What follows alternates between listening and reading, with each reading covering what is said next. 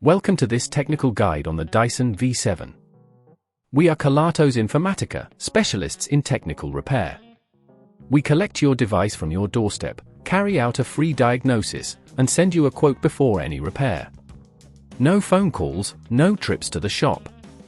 We are based at Calle Joaquín María López 26, Madrid. Convenient, transparent and professional. Link in the description. If your Dyson V7 barely lasts after charging, you're likely dealing with a failing battery. This is a common issue as batteries naturally degrade over time. If left unaddressed, your vacuum will continue to lose its effectiveness, making it inconvenient and frustrating to use. To resolve this, we'll be replacing the battery. For this repair, you will need a Phillips screwdriver, a flathead screwdriver, a new Dyson V7 battery, and a soft cloth to protect your surfaces. First, ensure the Dyson V7 is unplugged and completely turned off.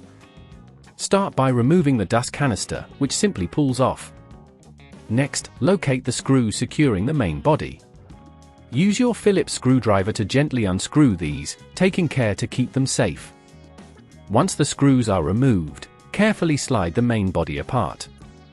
You might need to use your flathead screwdriver to gently pry it open, but be cautious not to damage any plastic clips or connectors. Inside, you will find the battery connected to the main circuit board. Disconnect the battery's cable by gently pulling the connector away from the socket. Make sure to remember the orientation for reassembly. Now, remove the screws holding the battery in place with your Phillips screwdriver. Lift the old battery out and replace it with the new one, ensuring it fits snugly. Reconnect the battery cable, making sure it's secure. If at this point you feel it's getting too tricky, remember that at Kelatos we collect your device from your door and return it fully repaired.